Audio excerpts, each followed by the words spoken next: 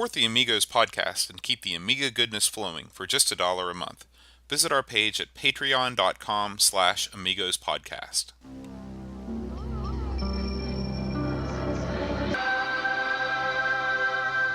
Amiga, the first personal computer that gives you a creative edge. Amigos, the podcast about everything Amiga. Amigos is a proud member of the Throwback Network, your home for quality retro podcasts. And now, here are your hosts, Aaron Dowdy and John Bodovkar Schaller. Hi, everybody. Welcome to Amigos. I'm John. And I'm Aaron. And today we're going to be talking about Formula One. And its family. The Formula One, that's just the F1 family. Because I think Formula One's a whole other game. Is it really? There's a lot of F1. You type in F1, it just I was confused about that myself. Me too, but we get it all taken care of. Okay. I will alleviate all doubt. Okay, but before we get into that, we have a little bit of feedback this week, in-person Amigos feedback, which is rare. I don't know what that means. Okay, well, let me tell you a story. Is there someone hidden in here that I don't see? Last night, I had dinner with the president of the West Virginia Symphony. Oh, yeah. Yeah. And, all right. Oh, man. Look at you. We went over to Pies and Pints on Capitol Street. I've heard good things about that place, yeah. And we had a great time, and we're talking about the symphony and all this stuff. And somehow we get talking about, I'm talking about Patreon. And I'm like, this might be a way for the symphony to raise money, have a Patreon account. And I was like, we do it, I have a podcast and we do it. And he's like, well, what's your podcast about?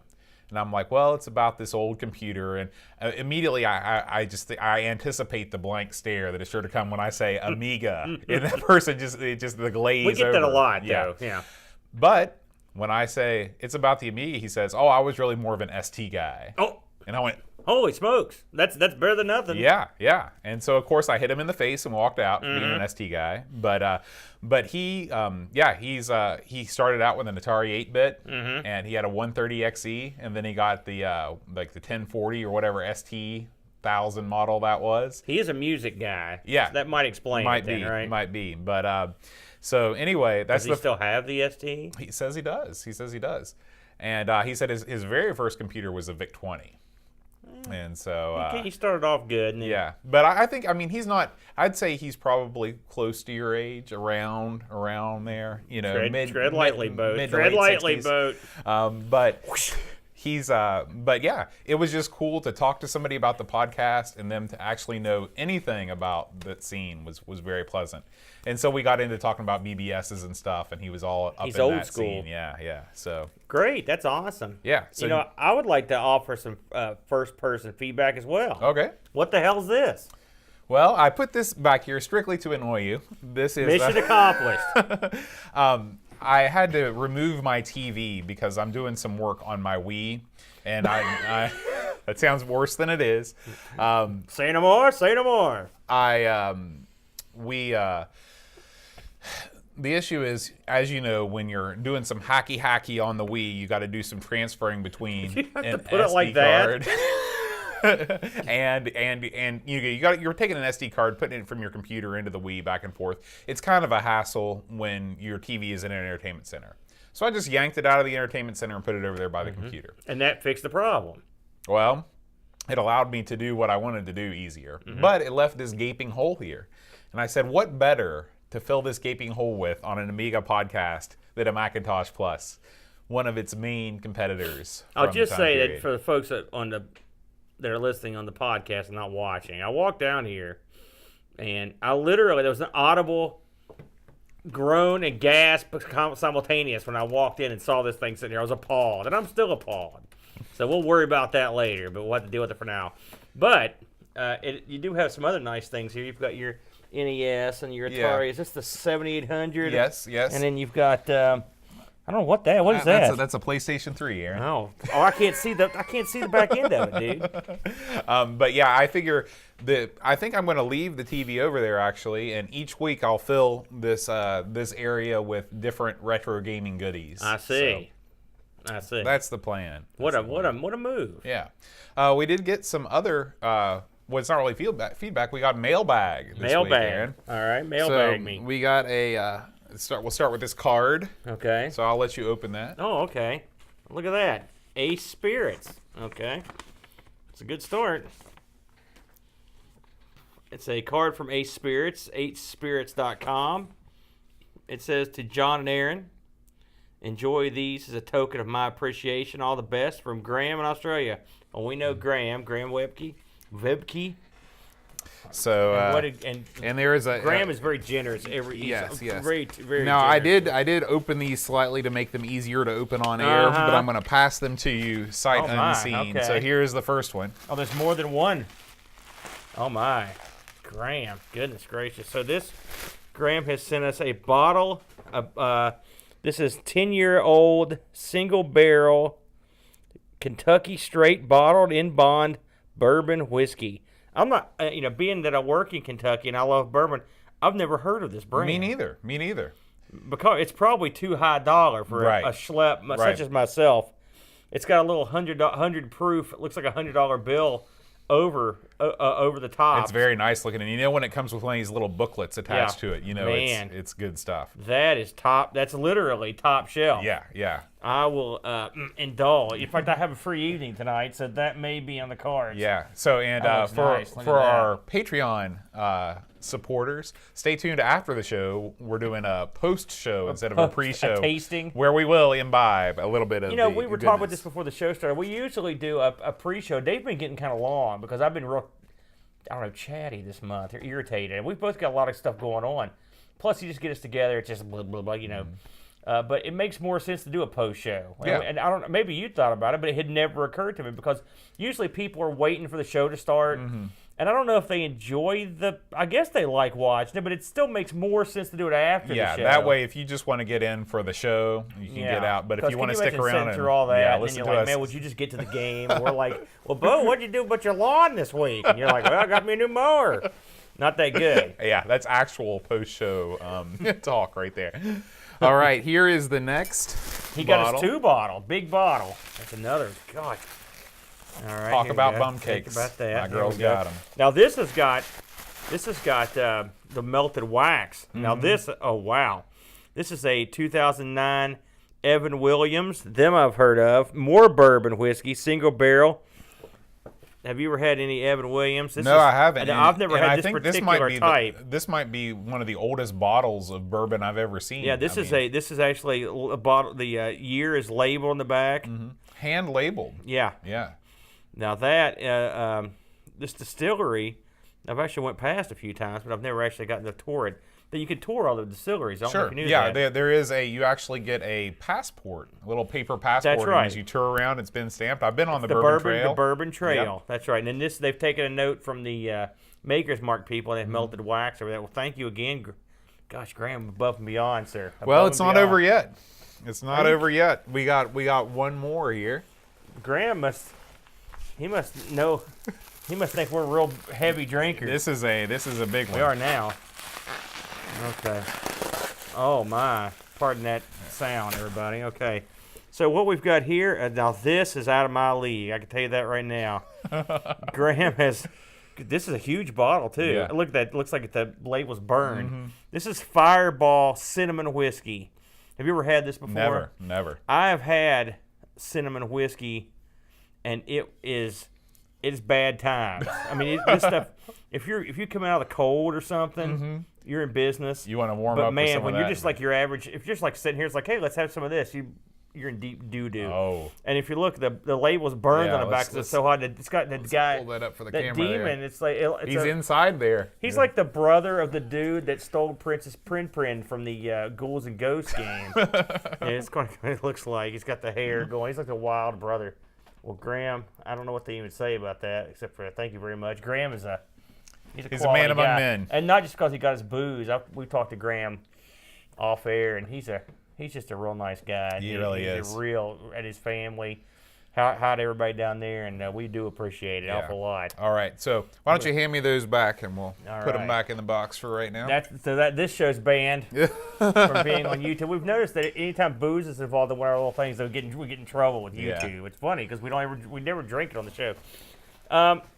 Well, except for episode 100. Well, yeah, it's funny. I just watched the unreleased episode 100 the other night. You don't want to watch that. That's and no it's good. funny. Now I want to say something to you here because I watched this. I remember after we filmed it, I was like, "Holy smokes!" And I went back and watched it. It wasn't nearly as bad as I remembered. It wasn't even close. So I don't know what that means. Well, I mean, that's I thought good. it was like a ball. It's like, man, this is crazy time. I personally have no memory of episode 100. I bet you remember the post episode where you were Yeah, you called right. me up. You're like, I want to die. It's like, yeah. So, speaking of crazy mail, this is something that I actually ordered this, and there's a fellow on Facebook on the Amiga group, which I've spoken about these guys many times, and he sells calendars. All right, and last year I almost bought one, but didn't, and then I ran out of time. And he sells, I know he sells the Amiga calendars. He sells an arcade calendar. And I believe he may sell like a Spectrum calendar or something. I'm not 100% sure. But anyway, I picked this calendar up. I paid too much money. The problem with buying these calendars when you're over here is that the shipping is gets you. So I ended up paying like, It's a lot of times it's more than the calendar it itself. was like, ended up being, after everything was all said and done, it was like $28 American, which is a ludicrous amount of money for a calendar. And the shipping on it alone was almost £5. So I don't know what is £5. It's what, about $7, $8? Yeah. So there you go. But anyway, I thought we'd have a look at this thing. I have not even looked at it yet. So we're going to look at this calendar and see what we think.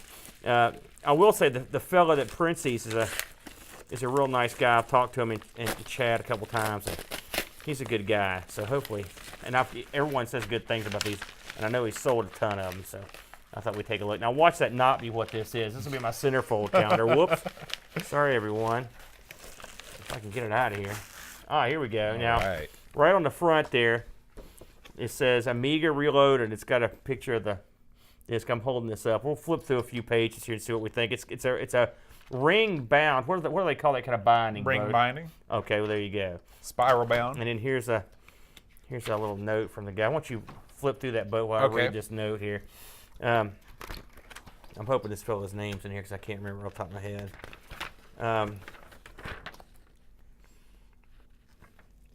This guy's name is Martin Grundy. That's a great name. It is. Solomon Grundy's his brother.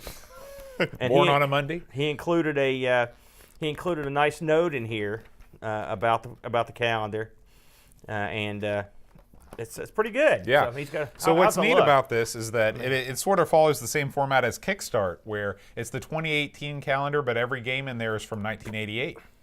Kind of neat. Yeah. And one thing about these calendars is that, I mean, even when the year runs out, I got this to put in the arcade because I'm trying to get more Amiga related stuff in there. Because really all we've got is our little Amigos poster that is in there. And these are nice. Boy, these look so good. So this is my quest to get more Amiga content. I've been looking for Amiga posters. We talked this a couple weeks ago.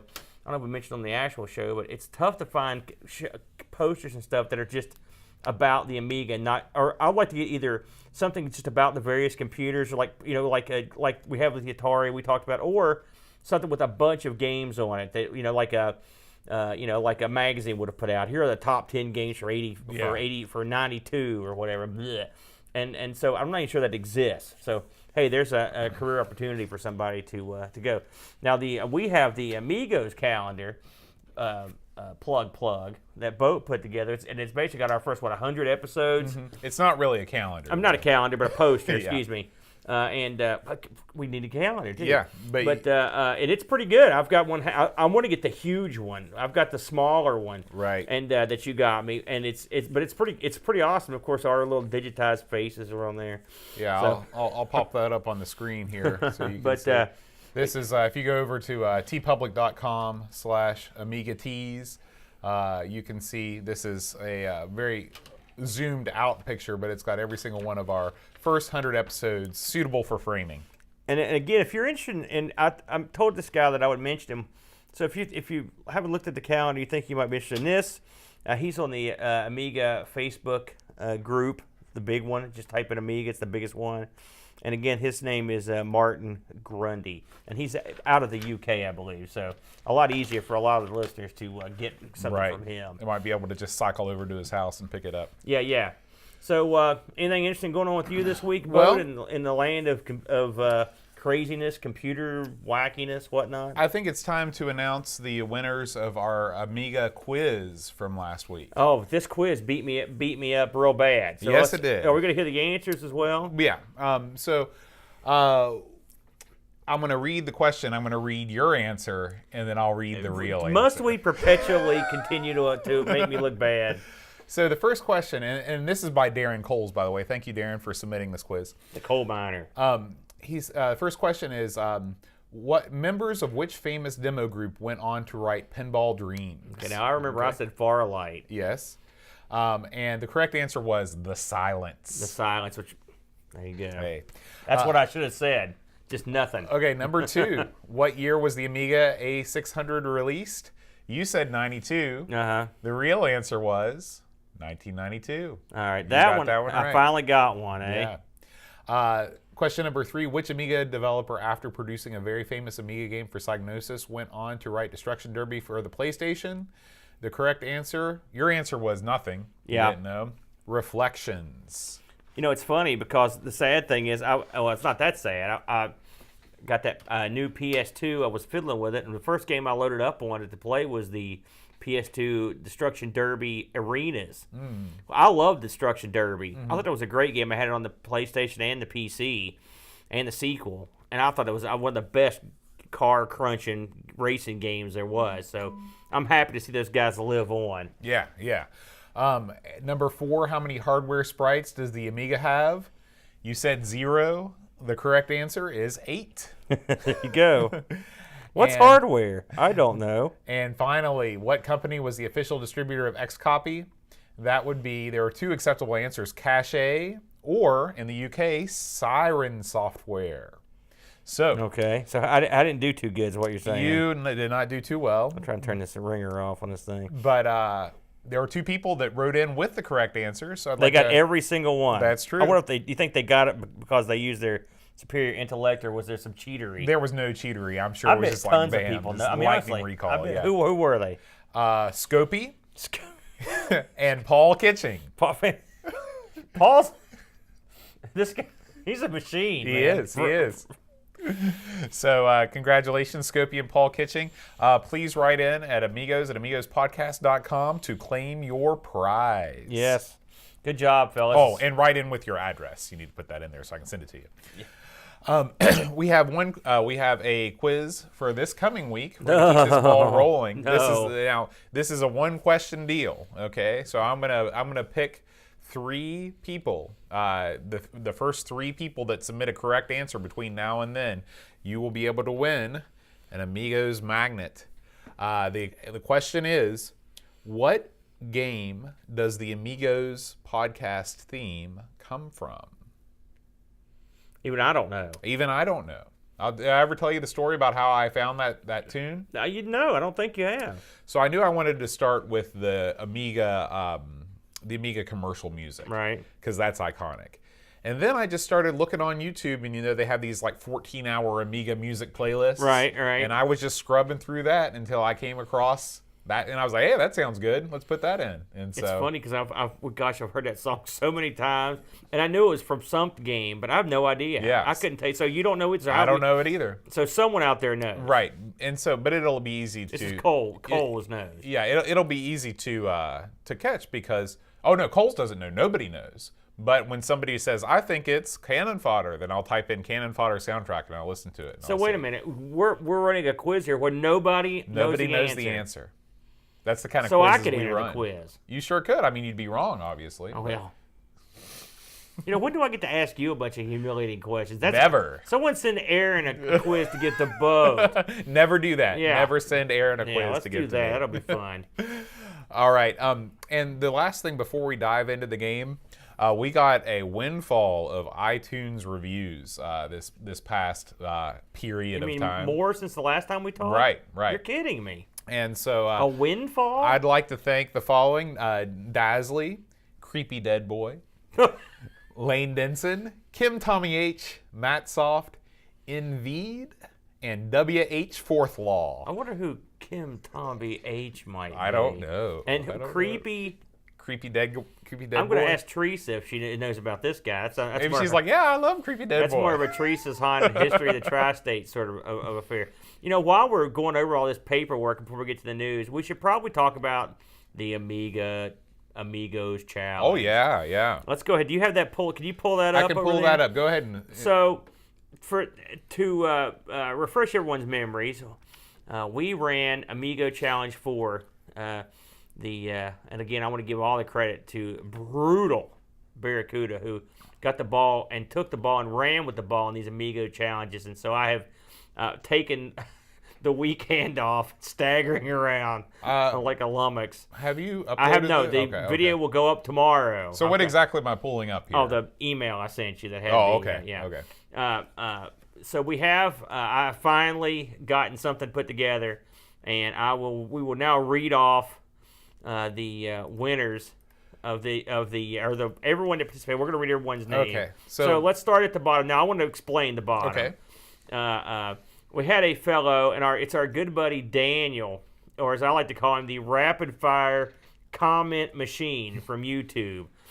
He sent in a playthrough and didn't quite understand the rules, and I've talked to him on email, but I figured I'd list him here anyway just because he did participate, and actually he had a great game, but he used like his second man instead of his first man, and so I had to, so he was sort of disqualified, and with his first man, ironically, he got no points.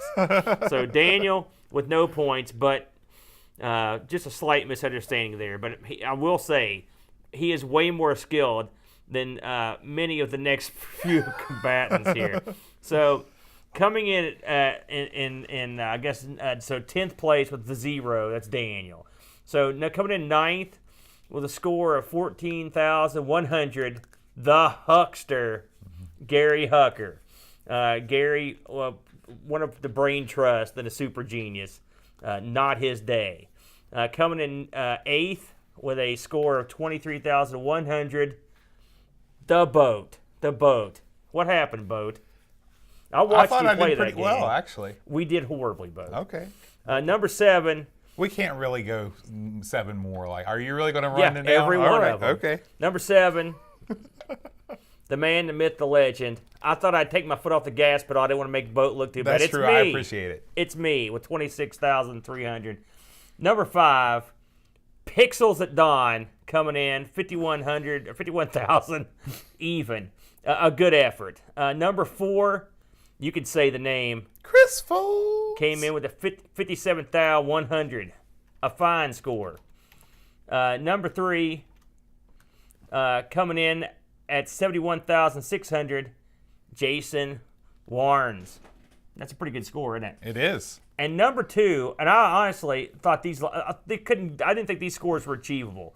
Number 3, and 94,600 on one man, the first man. That's incredible. Laurent Giroux. Pretty good score. Yeah. Pretty darn good score. Now, coming in at number 2, this would be the winner 9 times out of 10.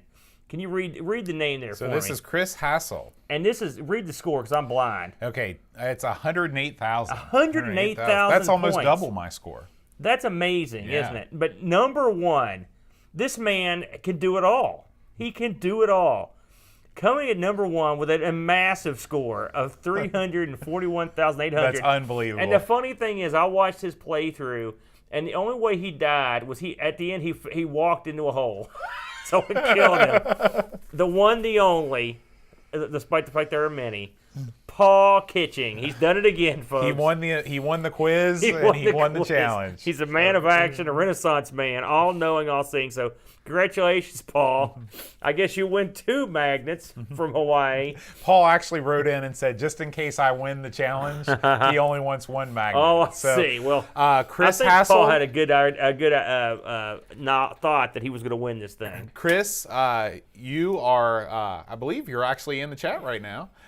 You have won second place, which is first place since Paul has abdicated the prize. That is So very noble. Send in an email with your address to amigos at amigospodcast.com, and we will get you that magnet. It was a heck of an effort. Yeah. But anyway, it went well. Really, the hardest part of this challenge, everything went smoothly until I got to the point where I had to make a video and decipher all these scores, and so that was not the easiest thing I've ever done. But I will say my video is nowhere in the same ballpark as Barracuda. But there you go. I'll have video should be out when this show comes out. Awesome. Looking forward to seeing it. Okay, Aaron, it's time to dive right into Amiga news. All right, there was not a ton of news this week, but we'll go over what we found. Chris Folds, and I think you also pointed this out, mentioned that the latest installment of A History of Amiga Part 11 has been released on Ars Technica. Have you looked at this yet? Now, this is probably I'd never heard of the Amiga when do you know when this run started? I remember you showed it to me years ago. It was like before I'd even met you in person. Yeah. It's one of the first things you were like, hey, look at this. It was like, oh. 2007 or 2008. It's been around forever. Yeah. And so this is part 11. And this, to me, this is the stuff that's really interesting because I don't really know anything about the SCOM era. This is the real depressing stuff where they were picking over the bones of Amiga. Right. And Gateway was in there, and SCOM. Believe it or not, I had an SCOM. I had one of their 4000s. That's one of the ones that got sold. But yeah, this was someone who was living this when it happened. Man, it was depressing when that stuff was going on because you just waited for news and hoped something good would happen. And every time there was a little glimmer of light, they ended up dropping the ball. You know, and then when Gateway bought them, and they put that monstrosity, which is the Walker. The Walker, which is some sort of, I don't know what it looks like, a vacuum cleaner that got cut in half. But man, that whole era is depressing, very depressing. So anyway, if you want to get depressed, have a look at that. Amiga J, He's back. the myth, the legend, has come out with another Amiga collection for the CD32. This time around, it was a puzzle collection. And let me tell you something. So I couldn't name all these if I wanted to. It's like a million puzzle games on here. So if you're into puzzle stuff, including some PD stuff, so I mean, they didn't screw around this one. This is a massive collection of puzzles. I don't know if you looked over what all was on there, but it's a ton of stuff. Yeah. So if that's your bag, hop on over and have a look at that. I think pretty much everything else that came out this week was site stuff. We can go over that real quick if you want me to go over that. Yeah, too. go ahead. So we've got something. Excuse me. We've got something here. The Dreamcatcher, which I haven't got to read this yet. Actually, he's put out he put out a couple environmentally safe items this week. But we'll get to those in a minute. But he put a new article out, Unfinished Business. Can you tell us what this was on? Yeah, so this is another installment in Dreamcatcher's series on unfinished games. And so this is not strictly an Amiga-only affair, but it's fascinating to see the stories behind all of these games and why they never actually came out. And some of these are just real stinkers. There's some really bad licensed games in here, but also some games that seemed like they might have had a future had they come out. And again, he dives deep and goes straight to the source for a lot of this stuff. And so Game called Atrophy. It's probably for something like that to die. It's sort of funny. Yeah. Atrophy set in. It's a self-fulfilling literally, prophecy. So yeah, make sure you check that out. Dreamcatcher's his normal genius self with his long-form articles. He also put out, while we're talking about the man, he basically put out a couple quiz. I think it was the quiz he sent in for the Christmas show, which I don't believe we got to all that. We didn't get to all of them. Look, I've got a better idea if he does something similar this year, how we can not screw him over like we did last year. We could keep Graham's gifts away. Right, that's probably the number one way to make sure all this stuff happens. But I love these cards, and I've actually contemplated, what if we took this art and we made some of these, our official Amigos Christmas cards. Yeah, and what Boat's looking at here is some beautiful cards that he made with. Dreamcatcher made with Amiga graphics and kind of intermingled with classic Christmas card themes, angels and reindeer and whatnot. And they're beautiful. And as I recall, the quiz was to name the screenshots, right? Right. And I remember doing about probably we did a third or maybe we got to a half of them. I don't think we came anywhere. We didn't finish, yeah. We had so much going on that night, and then it went off the cliff. I mean, so quickly that we just. And then we did the other show that was 100. So we really have done, what are we on? What episode is this, 119? 120. So we're sort of like on 121, sort of. Right. Except that one episode is like the lost episode. When we put out the DVD, that'll be like the you have to The go to hidden the track. bonus menu to find that one. Let me see. Oh, he also put out another quiz here. Let me find the other one here. I'm trying to think what the story was with it. Am I nuts? He did put out 2 quizzes. Yeah. What's the scoop on the other one? So this one is "You're not the game you think you are," and it has the rules on this are okay.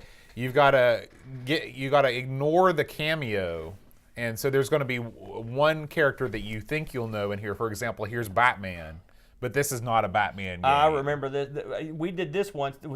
This was another. I think this might have been from the 100th episode. Right. Yeah. And so I remember this. This is where things were starting to go off the rails for me personally. That's the one where the first one was just too full. This is the one where we went off the rails. Right. But it was again his work, visual work is quite good. It's amazing. It's amazing. We had one video that went up this week. Me and the Boatman got together. Was it last Sunday, Bo? We recorded a bunch of those. Mm-hmm. And so the first thing I stuck up, it's funny because we recorded a bunch of stuff and then we decided that we're going to make episodes out of some of them because we liked them. I don't know if we liked them so much. We were entertained by them. Right. But anyway, so we went ahead and gave Teenage Mutant Hero Turtles, the arcade, a shot. And we've stuck that up. Our playthrough. And by the way, just for fun, because Bo was killing this game when we were playing. I mean, just killing it, beating it like a dog. And I went and looked, because he was like, man, the NES version's so much more awesome, so much better looking. I had a look at the NES version. I don't agree with you on that. Now, I didn't play it. It may play better, but from a visual standpoint, I don't think it's that much better, if at all. Well, I mean, I would agree. I think you had the rose-tinted helmet on. I mean, that might be true to some extent, but I would be very surprised playability-wise if because this game doesn't look bad. You're right. I mean, it didn't play. I mean, granted, it didn't play great. It doesn't. Yeah. This game's got a rep for being a sort of a half-hearted effort. Right. And I would say that's an appropriate rep. Yeah. Because it's a half-hearted effort. Yeah. There's no doubt about that. But we've got a lot more Amiga stuff now in the can that's going to be making Yeah. It's funny, and this is just slightly off subject before we get into this week's game, but I don't know why, but I was going through old episodes of ours that were on YouTube.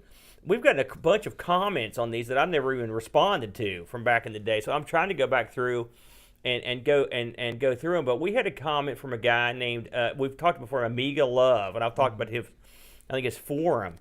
He was telling me that he met a guy here in West Virginia that had like a treasure trove of Amiga stuff. Did you see that note? No.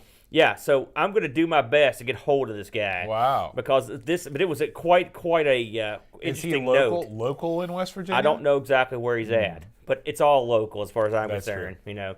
So that was kind of neat. But there's a bunch of people that have, every once in a while will send us comments on one of these old episodes. And I noticed here recently, like, viewership has picked up on our older stuff. I don't know what that means. It's the long tail. Yeah, I don't know what that means either. The long tail. Yeah, you never read that book, The Long Tail? No, I never read that. It's the reason why Amazon is the biggest retailer in the world. It's because, like, if your stuff stays out there for long enough, sooner or later it'll find an audience. Oh yeah, well, I guess if we finally found a couple guys then. So between that and the iTunes review, I'm pleasantly surprised. We're still on a positive track. Oh, one last thing, I recorded an Amigos play this week that I trashed. I played a game called Turbo Tracks. Have you ever heard of this? No, I don't think so. The reason I played it because we had played something a couple weeks ago that had mentioned that Turbo Tracks is one of the games they made, and I thought I'm going to give this a shot. It's a top-down. It's sort of like Micro Machines, all right? I was so bad at it that I couldn't even hardly get it. I was horrible. So if anyone has played Turbo Tracks that's listening to this, it could give me a hint on what I'm doing wrong. I just can't keep the racers just leave me behind. I mean, it's like playing Micro Machines where everyone else has turbo and you just have nothing and you just get killed. I was like, man, what am I doing wrong? So if anyone's got any information about Turbo Tracks or played it, because it looked like a pretty decent game, and I started to do something with it, and I was like, man, this is just, I can't put this out. I'll look like a jackass. We don't want that, do we? So that's pretty much all I got. Did you do anything Amiga related this week you want to touch on? Nothing Amiga related.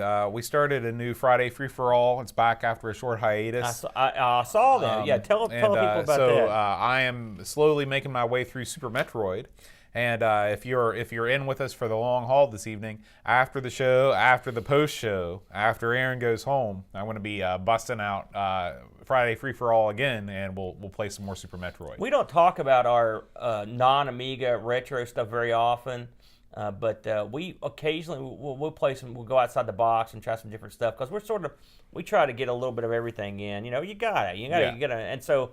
Boats going. Now you're going to go through a lot of your old black box stuff. Wasn't that the plan? Right. So if you also want to check out the YouTube channel, I'm slowly working my way through my collection of black box NES games. His complete collection, right? I mean, I've got almost all of them. What are you missing? I'm missing Big Box Stack Up, which is like a $500 game. Never heard of that one either. Yeah, it's one of the Rob games. Oh, I see.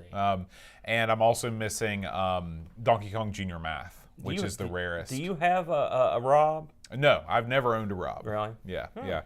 But I did find this poster in when I was playing through Clu Clu Land, and this came with the original run of NES titles. These were only black box games. The Nintendo game plan. It's got Rob's face down there. And so, Aaron, I want to give this to you to put up at Amigo Studios East. Thanks, man. No problem. This will go great with my calendar. I also ordered a new shelf for Amigo Studios East just the other day. It's a 50-foot. Oh my gosh! It's a 50-foot tall shelf. It's going to extend past. I'm going to cut a hole in the roof. No, it's a 54 inches tall, and it's a little bit wider than what I've got there now, so it should provide more space for my various things. Because I'd like to have everything out there all the time. Yeah. I'm greedy. Oh yeah. I'm a greed man. I got to have it. Plus, I just added a PS2 to the family this week, so I've been working on that a little bit. So, me and the kids sat down and played a crap load of a Dreamcast and PS2 games the last couple nights, and then late last night, that's when I got my Amiga fix in with some. Luke likes the Amiga, but I don't like to play. I like to actually play the legitimate Amiga, and it's in the building. We weren't out there, so we've been playing some other stuff. But yeah, so I've got a little bit of everything in this week. Awesome. Wintertime, that's when the gaming starts, right? That's right. Hot stove action. Speaking of gaming, are you ready? I'm ready. You ready for this one? So. We're going to get into it here, y'all. Let me just knock everything down. Where's my koozie at? I don't know. Where'd you put it last week? I don't know, man. That thing came from Australia. That's right over there on the table. That's another lovely thing. I think Graham sit down. I think if you continue to sit it on your phone, that's kind of a soft cushion. Yeah, but man, what if it leaks, eh? So we're going to talk about. We've got this listed as F1. All right, now this is a funny backstory before we get to the episode. A couple weeks ago, actually it was right before the Top Banana episode, I was like, hey, Boat, we should do a racing game, and I found a real good game, all right? Right. And I believe it was a Micro F1 game, all right? And I was like, I sent this over. So when me and Boat sat down to look at these games, we picked another racing game. It's not the one I had chosen. We picked F1 from Domark. And so I thought, well, heck, one's as good as another. We'll give this one a shot. So that's the basis. This is how we pick things. That's so funny. I had no idea that was the case. So you were thinking of the Micro Prose F1 game this whole time. Well, no, not this whole time, but up to when we played that last week, I was like, oh yeah, this will be fine. And then I went home. I was like, that's not the one I picked. And I looked and I was like, oh, what the heck is this? So with that, but I'm actually glad we picked this because this is a pretty interesting game. So. Yeah. The story of F1 on the Amiga, you have to go way back, Bo. You can't just start with that one because we're actually going to look at 3 games today that make up the F1 family in a weird way. So the first thing we're going to look at is a game called Vroom. Now, I had heard of this game only because I believe it was one of the brain trusts. It may have been Folds, but I can't hold me up. But someone has played Vroom. One of our people have played it, and it's a Amigos play. Huh. So that's the first place I heard of it. And in fact, maybe it's somebody in the chat room. I was like, oh, Vroom, there it is. Who did that? That would be you. No. Oh, no, it's Chris Folds. Chris Folds. Mm-hmm. Chris Folds played this a while back, and I remember seeing it. I was like, man, that's pretty interesting looking game. So little did I know we would end up being in a weird way covering it. So back in the day, there was a fellow named Dan McCrae. Okay, he's still around. So I'm gonna keep past that. Makes somebody.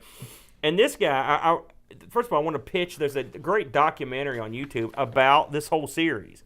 Really? And so yes, it's a 25-minute documentary, but it's So turn this podcast off now. well, no, but and- it doesn't really flesh out a lot of stuff that we're going to really get in there. But anyway, McCrae talks about it. He fell in love with a game, an Atari classic called Pole Position. You remember Pole Position, right? And so he had in his mind that he was going to make Pole Position. So when he got his computer. Now, let me ask you if you ever heard of this computer. He did his very first version of Vroom on a Sinclair QL. That was the machine that was the failed successor of the Spectrum. Yes, it was launched in '84, and it was an upper end counterpart to the ZX Spectrum. Have we ever even talked about the QL? We've never really had reason to, but it sort of parallels the Amiga in some interesting ways, in that the Spectrum continued to sell leaps and bounds more than the QL. And it's funny because I looked at his game on the QL, and for something that was, this thing predated the Amiga by a couple years, but it was supposed to be like a really big deal, and it looked okay. It didn't look great. But here's a little tidbit, by the way. You know what QL stands for? No. Quantum leap. Because it was a quantum leap. That boy. sounds only a Sinclair, because you put this strapped it on the end of it. So anyway, yeah, the QL didn't catch on. I had to look up the QL. I was like, so this fella released this game. He did everything on it. All right, he was the one-man show. Hilariously, when it was released, they screwed up the box, and so the box doesn't say Vroom. It says Room, WROOM. Oh my gosh! So if you How can you make that mistake? If you look around the net and you find the QL version of this, it'll say Room on it.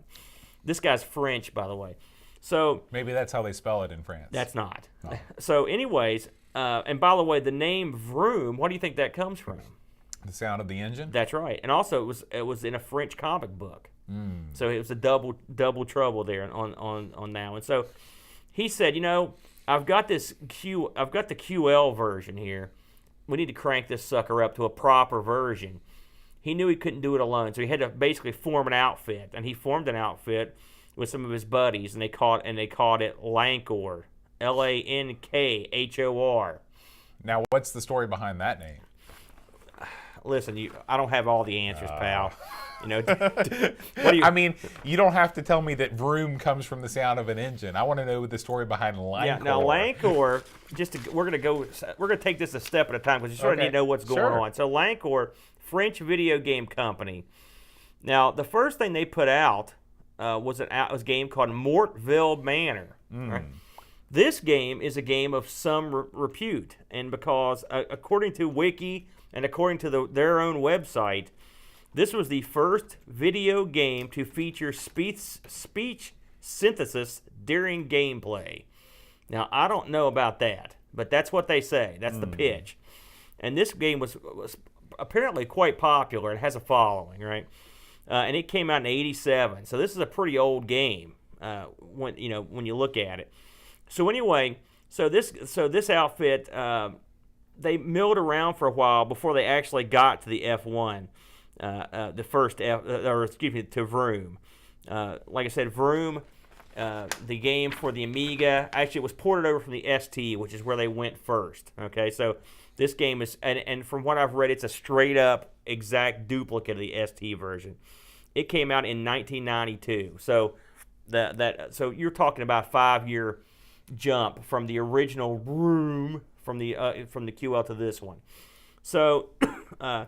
And Dan McCrae brought on some people to help him, and that's the company, right? So, Vroom, it came on one disc. Again, it came out in '92, and it was published and developed by Lankhor. So then this is one of the instances where they published their own game. Okay? Well, I'm looking at the QL version of Vroom now, and it is definitely not as colorful as the. That's Amiga. right, but clearly the QL has not the color palette that the Amiga has. But still, it looks. You can see if you move ahead to the Amiga version, you can see the roots of it, and also you can see that they had a lot of things that Pole Position had. Right. So effectively, they were trying to, and I wouldn't call this a Pole Position clone, but it's, they knew where they were. They knew where they were going. I watched an interview with this guy, and he's a real interesting cat because he considers he's not a big gamer, and he's not really into computers, but he's into the computer program as an art form, that kind of stuff. So it's kind of neat, you know. And he collects a lot of actual art. So, you know, French guy, he's in art. He thinks this is his art. This is his baby, right? So again, this was based on the 1991 ST release, and it's also part of a compilation called the Metallic Power compilation. Ooh. So Vroom was a pretty big hit when it came out. Okay. And if you watch it, you can see why. It's a very, very smooth, and the way that the way it shows topping hills, and how it shows curves and the elevations and stuff. It's really smooth. I mean, it's almost hypnotic in a way. I don't think I've ever seen a game that did it quite like this. And I read that during an interview with the guy, he was talking about how the amount of calculations involved to make it work were astounding. And then the principles of getting this whole thing compressed to fit on one disc, because they didn't want to have two. It's quite a fascinating interview with the guy, and it kind of gives you a little bit of insight into what it takes to really. I mean, we can complain about the graphics and blah blah blah. Well, this is a controller or whatever, but I mean, just the sheer the mathematical prowess you have to put something like this together is unbelievable. And he also mentioned, this is a valid point, that he had no math code processor to work with when you do these games, and so, you know, that would relieve you of some of the pressure, but you didn't have that. So pretty interesting. So when this game came out, it like I said, it got pretty good reviews. I'll go over a few here. Amiga Action gave it 85. Amiga Computer gave it 93. And Amiga Format gave it 91. Even Amiga Joker, and we know what they do, they gave it a 76. So you know it must be pretty decent. Super good game. So this game was so popular that they released, I believe it came originally with 6 tracks. And they released a second disc, a data disc, because they used to do that back in the day, and added 6 more tracks. And then eventually they released what was called Vroom Multiplayer. And Vroom Multiplayer allowed you to play 2 people split screen, simultaneous play. Okay? So with that in mind, we're going to move on to F1. Okay? So flash forward a year. Okay? Vroom is a pretty big hit, and it's pretty popular. So these guys go out and they get an official license from the FIA Formula One people to have featured real legitimate cars and legitimate racers, and this is actually the game I played the most, F1. Again, this came out in '93, so this came out right after all this other stuff with Vroom had went down. Now, so what's different? Well, this game features 2-player. It features 2-player split screen. It also features 12 tracks. What this is effectively is Vroom with like a slight coat of paint and a license. Mm-hmm. And so that's what F1 is. And if you play Vroom and you play F1, they're pretty much the same engine, but you've got the licensing. Now, I don't know jack squat about F1 racing on a competitive level. Did you ever get into that at all? No. It was never as big a deal over here as I guess it is overseas. Right. I know overseas F1's a lot more popular. Yeah. And back in the day, I think Nigel Mansell was a guy that was an F1 driver. And I only know that because he was in a video game. Well, I remember seeing him. I'm trying to think, what's the big F1 race we've got over here? Well, the Indianapolis 500. That's what I thought. But it's not really F1, it's IndyCar. But it's the closest thing that we have to No, I mean, F1. don't we have a big F1 race in this country? No, we not do, really. but we don't remember. I know we do because I've watched on TV. Is it the Coca-Cola 500? I don't know. But anyway, I've heard some of these guys' names, but I don't know who they are. Like I couldn't, if you lined up a bunch of them, it's a lot like the pool players over there. It's like I could name like 1 or 2 now only because we did the Right. Jimmy White. Jimmy White. So anyway, again, this time Domark published it, which that's the difference. They didn't publish this one themselves. Domark was more than happy to sign on big. They brought the big license in. So again, these games were ECS, OCS, and again, this one had the split screen. Now this one got ported to several machines. I should have mentioned that the Vroom like I said, it was on the ST. That's pretty much, and with the ST and the original version, those were the ones that were out there. This version got a lot more action. It had the Atari ST, which I'm guessing this is again just a port from the ST. They did a PC DOS version. They did a Game Gear version. Oh. They did a Sega Master System version, and they did a Genesis / Mega Drive version. What do you think about that? Now, I also read that the DOS version was the only one that was really completely recoded for DOS. So now I don't know if that's a good thing or not, but I watched some video of it. It looked pretty good. It looked pretty darn good actually. So that, sadly, that might be the best one. I don't know. Not having played it, you never know how the controls are going to be. Were there any wheel peripherals for PCs at this time that you can remember? Probably, because you know how peripherals are. They've always been around, right? This game and Vroom both did this, and this is sort of what they're kind of famous for, is they offered... remember that motorcycle game we played that had the mouse support? Yeah. This one does Hang on. that. Now, I played this game with the mouse, all right, and with a trackpad, and I was horrible. And everything I've read, people say that when you first start out, you're horrible, but if you stick to it, it's the only way you'll play these games, all right, is with the mouse. I was just not competent enough to do it. Because it and the one thing about this game, it's one of those games where you have to hold up for the gas pedal, and I never liked that. I couldn't figure out how to make it the button be the mouse, but I always had to hit, and all these I had to hit up. And on the mouse, you have to sort of hold up or push forward. Picture the mouse. I was playing in automatic mode, and I'm assuming the button would switch your gears. Is what you would probably do. Is probably what it does in the other one. But anyway, Yeah, but having to push up with the mouse to accelerate. well, you don't. You basically push up and hold. You don't have to keep going up. You know what I'm saying? okay. It's just like it's analog acceleration. I see. So, and it's unique. I mean, in a lot of ways, and it was. I mean, like I said, I'm working on it because I played this game quite a lot. So again, Dan McRae was back on this one as well, along with some of the team guys. And really, most of these guys did not do much outside of what they did at that Lankhor did. Now, to put it in perspective, just to read some of the stuff that they did. Again, they did that Mortonville Manor. We may have to look into that boat. If it's the first game with speech synthesis during gameplay, It didn't look bad. I'm looking down the list of what they did. Of course, this is a French outfit, so a lot of the stuff we probably would have never heard of. They did a game called Black Sect. I just like the name of that. They did Kawasaki Superbike, and apparently Kawasaki Superbike runs on the same engine as F1 World Championship Edition, which we'll get to in a minute. And they did a game called Outzone, but most of these, I honestly I'm not familiar with, ever playing them or even hearing about them. So. But they unfortunately they went out of business, and they're gone now. So anyway, flash forward, here we are, and we're playing F1, right? Straight up F1. So they got that license. They poured this over. The ports were pretty popular, and it did pretty well.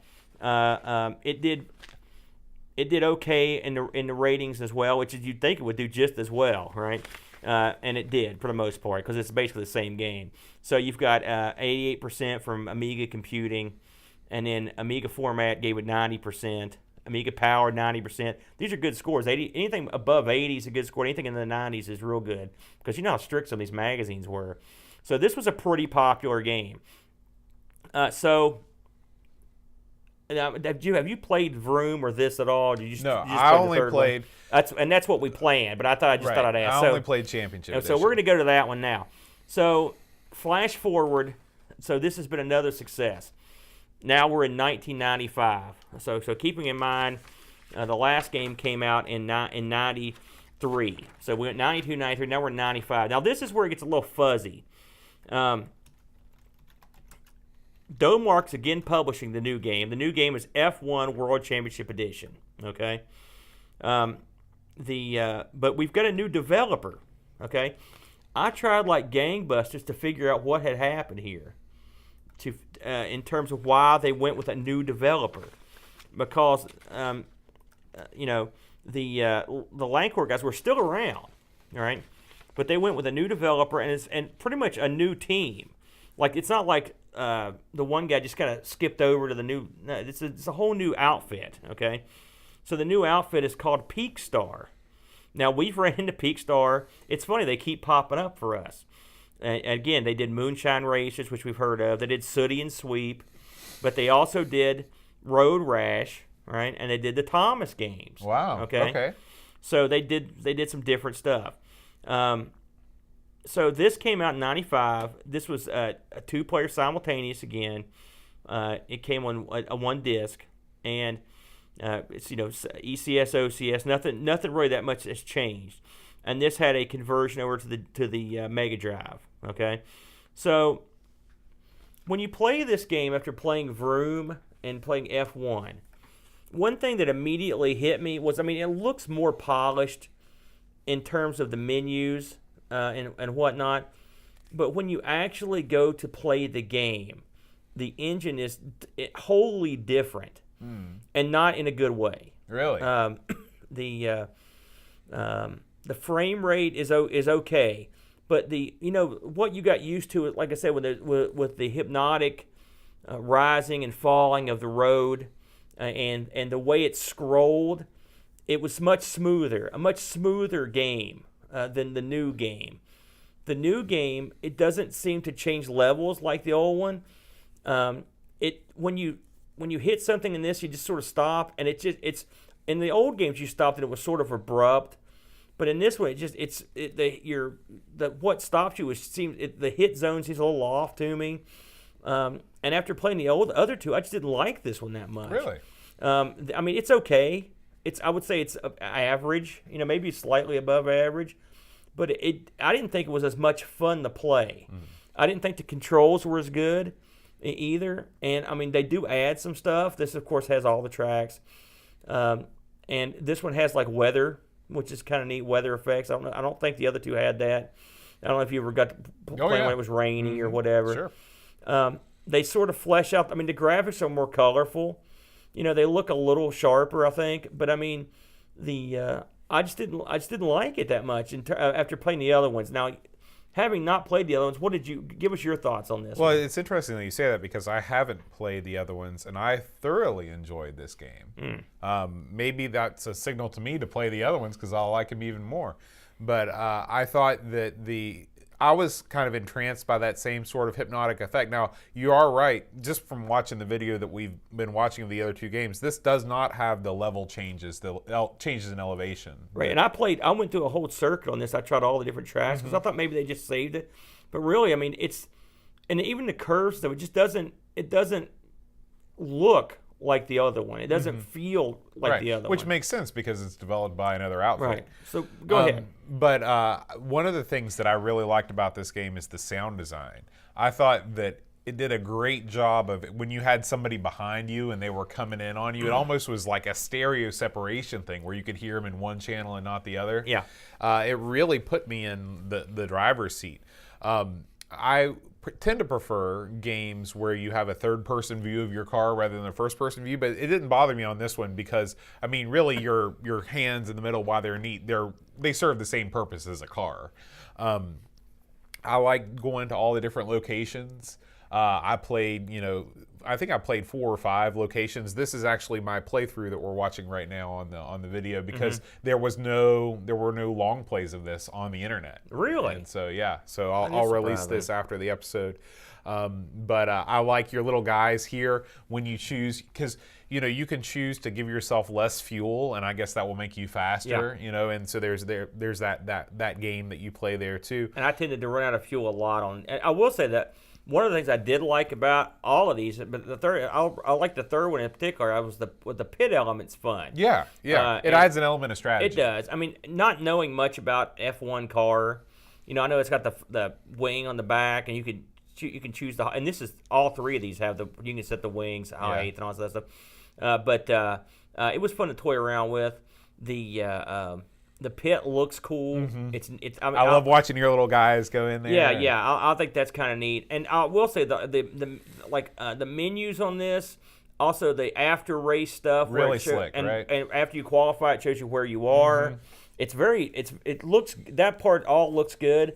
And again, I don't want to be too hard on the actual game itself because the racing is. I mean, is it Lotus?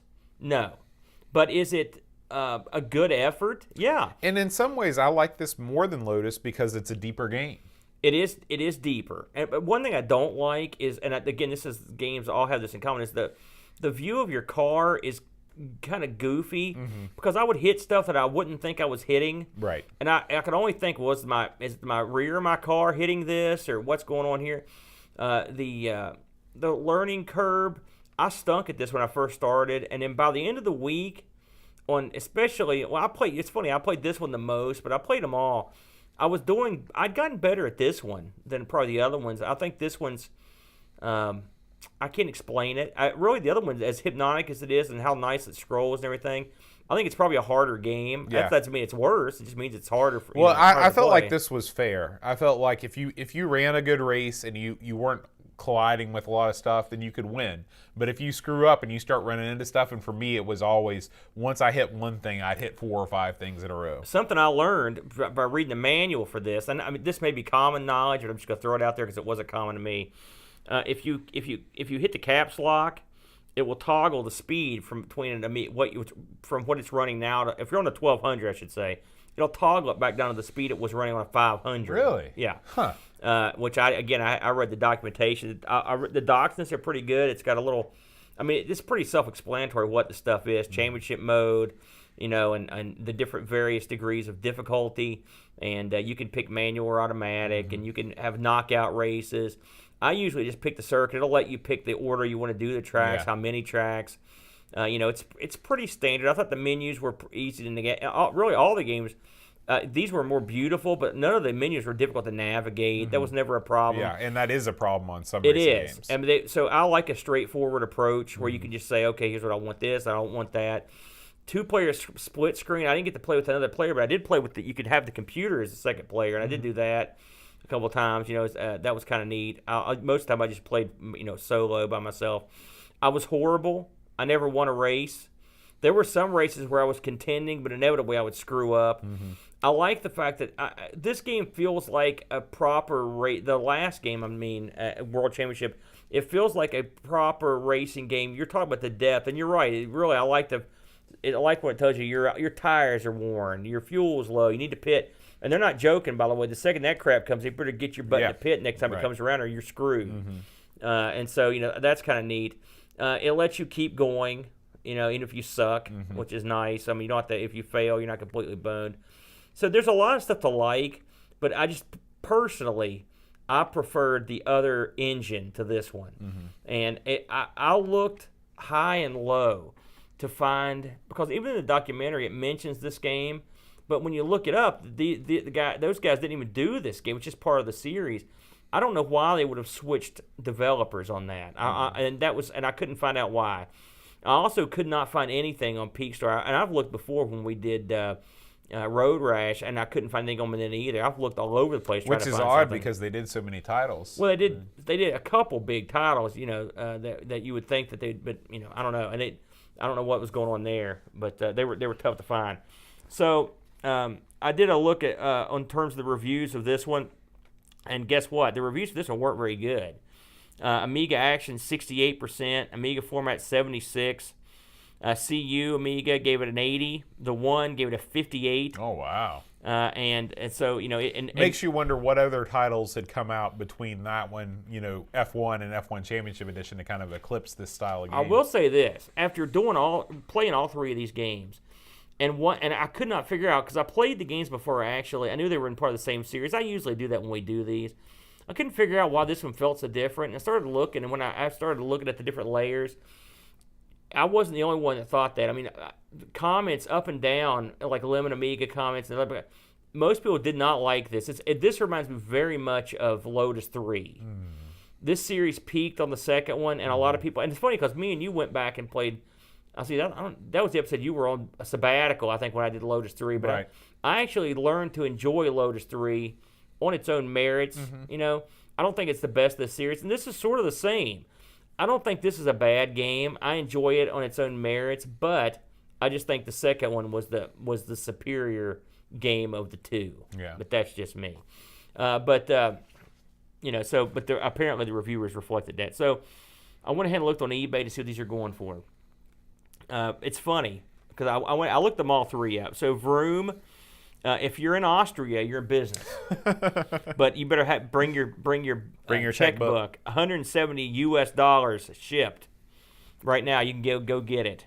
Now the discs have went around over in the UK for around $20 US. That's just empty, no box. So, and that's all I could find on Vroom. So F1, the F1 game was going for $18 to $26 shipped US. And then the World Championship game was similarly priced. These are available. Right. So if you want them, you can go get them. And actually, these are box prices, so they're pretty reasonable. Vroom's the one that's going to cost you. I didn't look up the QL version, Vroom with the W. It's probably going to be hard to come by, I'd wager. I mean, that's probably I would wager it's pretty rare, given that. And I don't know if that computer stuff's compatible with other. Do you know? We don't know anything about that, do we? No, if it's compatible with other Sinclair computers. I don't think so. I think that was another sort of death knell for the QL. Really? So that one might be super duper rare. So, but anyway, overall, I'm not a big racing guy. I like arcadey racing, but I did love Pole Position, and I like Virtua Racer and stuff. And Do you really love Pole Position, though? I play the crap out of Pole Position. Even to this day? I've got one of those joysticks you just plug into the TV. Mm-hmm. Oh, I like that with the with that little spinny doodad on top, and See, to me, Pole Position is one of those classics that it just hasn't stood the test. Well, let me tell you something. Pole Position 2 is the one you want because it's got multiple tracks. It's a little bit better. That's the one to get. Pole Position 1. I will say, as an arcade owner, they're one of the toughest games to keep working. They're breaking down all the time. Mark's got one, or he had one. It was broke all the time. So, but I mean, this game, it's fun, and and it made me enjoy. I enjoyed both games. The Vroom F1s and the F1 World Championship. They're both good. They're actually, like I said, they're quite different though. Between the last two, it's a big difference to me. And, I would still play them both. So I guess I'll recommend all the games, frankly.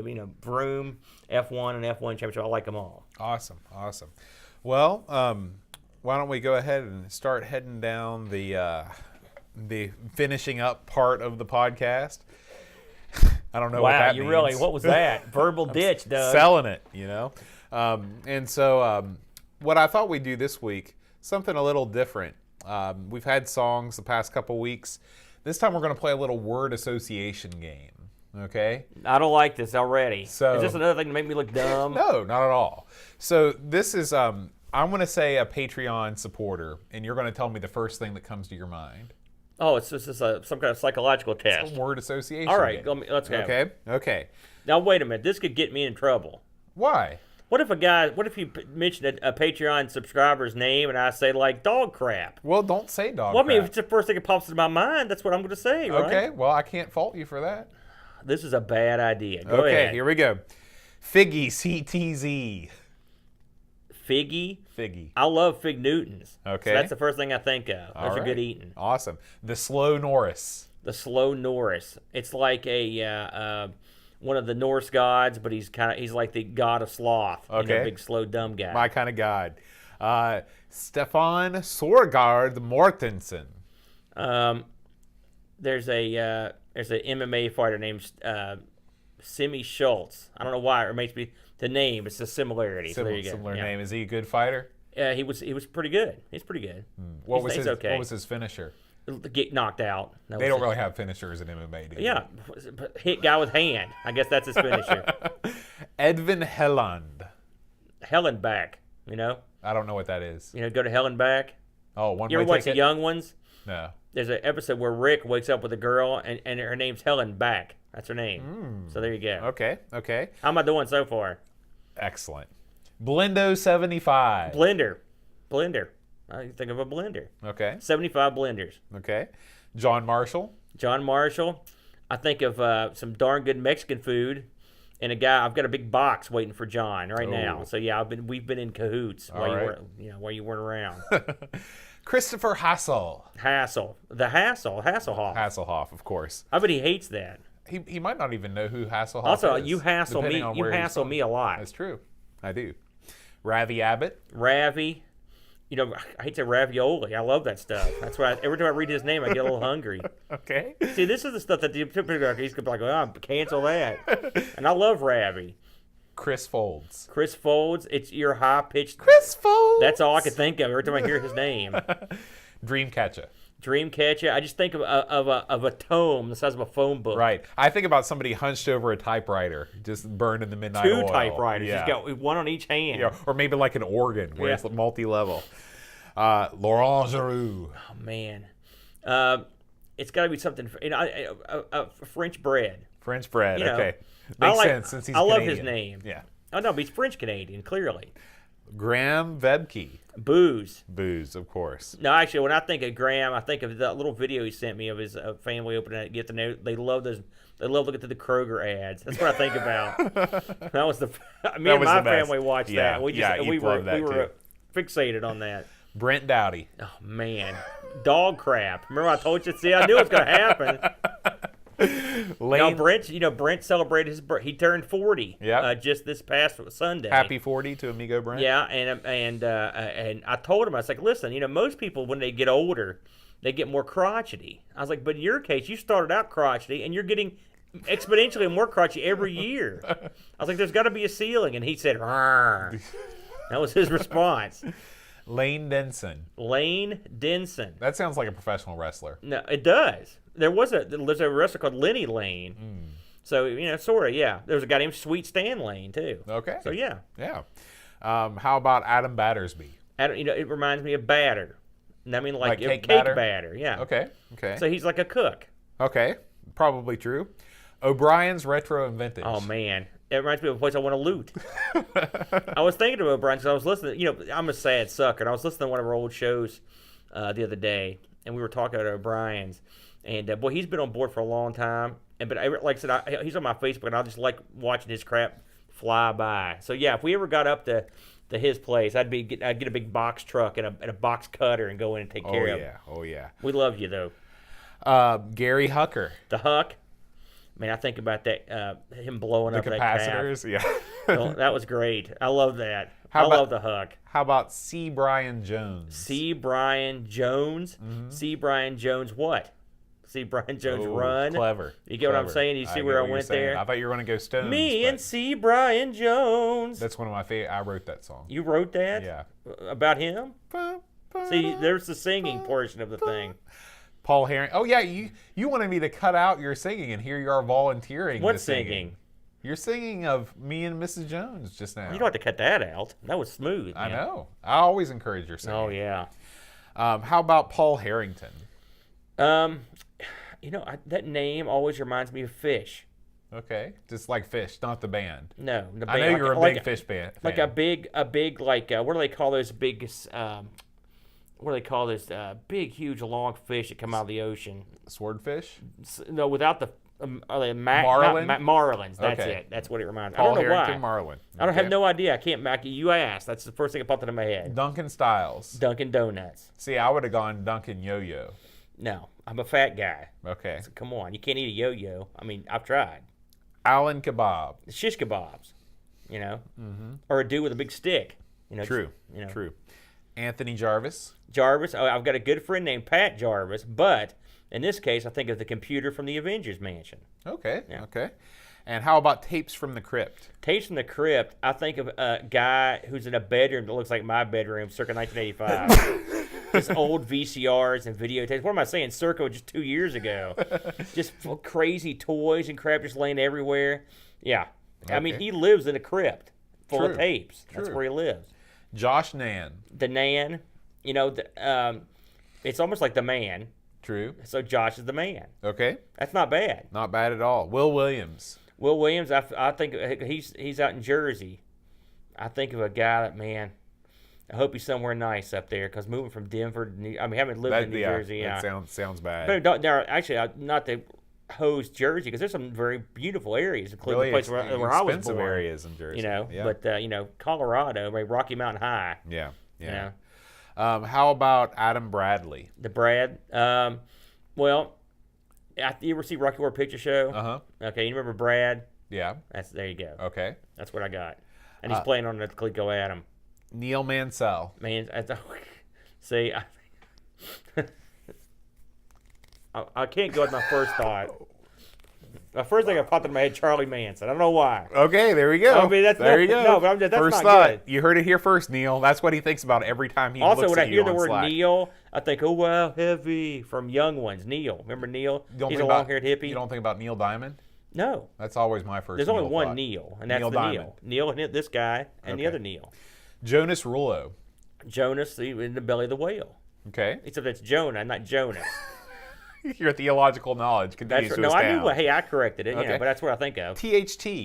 It sounds like a drug. The stuff that's in acid, or no, Right. in marijuana. Right, It's right. not that though. It's not that, but What sounds like it. did we ever determine what that stood for? THT? Yeah. No. Well, write us in, man. Okay. Maybe you don't want to tell us. Yeah, THT, tell us. What does it stand for? Eric Nelson.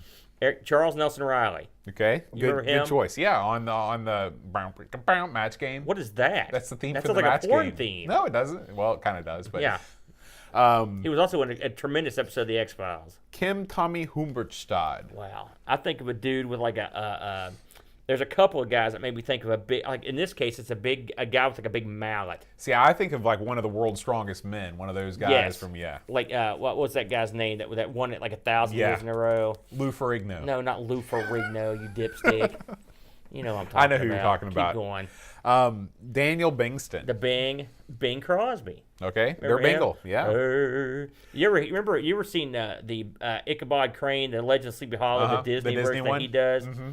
Tremendous. No one else could ever pull that off like Bing Crosby. I mean, You know, I never even until you said that I had no idea that he was the guy. are you kidding me? Have you ever watched that? I've It's seen all it like the a billion singing and times. stuff in it? Yeah, but I never Who did you realized. think was singing all that? I don't They know. just got some random Some random crooner? guy, yeah. You're nuts. You're a music guy? Get out. Are you sure it's the Bengal?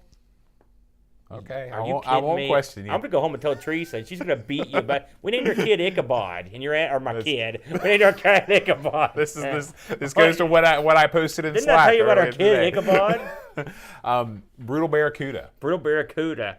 I love his little symbol. That's what I think of. You ever watch his videos? Oh yeah, it's got the thing falling into It the reminds water. me of the flying hellfish from The Simpsons. Remember that? No, I haven't. That was seen Grandpa's army outfit. How about Darren Coles? The coal miner, man. Oh yeah, we already went over If that. you're a fan of Darren Coles, you're a coal miner. Jason Warrens. Warrens, Warner Brothers. Okay. You know, Pixels at Dawn. Pixels at Dawn. It sounds like some kind of bizarre duel. You know, I don't know what that would entail. Maybe shooting some kind of weird laser gun or something. Pixels at Dawn. You can shoot each other at dawn. And finally, Kjolbjorn Bar. He's, the one guy had the mallet. Kjolbjorn Barman has the axe. Yeah. And they're both wearing like fur you boots think and you stuff. picture Gimli, don't you? Just say No, it. this is a big guy. Big fair-haired dude with an axe and a cool hat with the horns on it and yeah. stuff, and they're getting ready to get on the boat and go raid some poor suckers. It's like a Molly Hatchet cover. When people hear our names, like, we don't get nothing. Like, what would you boat? You know what I think of? A boat? A boat. And it's not a cool boat. It's like one of those little. It's like one of those. Like boats. a dinghy? No, it's not that big. It's like a rowboat, but you got one oar, and you're just sitting there going in circles. That's Sounds what I like my picture. life. Yeah. All right, we also want to thank all you folks here in the chat. We had a pretty active chat here on Twitch. You can always watch us live. We record Friday nights, except when we don't, on twitch.tv/Amigos Podcast. We want to give a shout out to Edvin Helland, Paul Kitching, Hasifa, Duncan Styles, Blendo75, Creepy Dead Boy. Creepy Dead was in the house. He's in the house for the first Holy time. smokes. Edvin Helen for the first time too. Graham Vebke. Man. Make sure you stick around, Graham. We're gonna try some of your treats here Yes. before too long. Pishbot, welcome back. Haven't seen you in a while. The Pish. Midgard73, thanks for being here. Wow, we do have a lot of people in yeah, here. so I thank think we you learned a all. lesson. If we actually start when we're supposed to, people show up. That's the damnedest thing. Who'd have thunk it? Oh, and Paul Harrington just started watching too. So thanks everybody for tuning in, and I guess we'll see you next week when we do another show.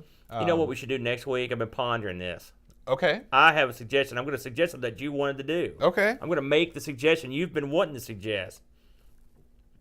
Okay. Theme park. Oh yeah. I love theme park. Theme park. I'm feeling, I'm going to have a little extra time this week because I know it's a little more involved. Yeah. Let's just do theme park. That sounds great. I'm giving you a gift. This is one of the few games that I played back in the day, not on the Amiga, but on PC. But I've got some good memories wrapped up in this one. I have no memories. I know there's a JAG version. That's all I know. All right. Sounds like a good idea. As always, if you'd like to support the show, head on over to patreon.com/Amigos podcast, and you help keep the lights on here at Amigos Studios. There they are. There's the lights. They're on. So thanks. Bugs up in those. There, it's nasty. Don't look up there. We'll see you next week, guys. Until then, Adios. adios.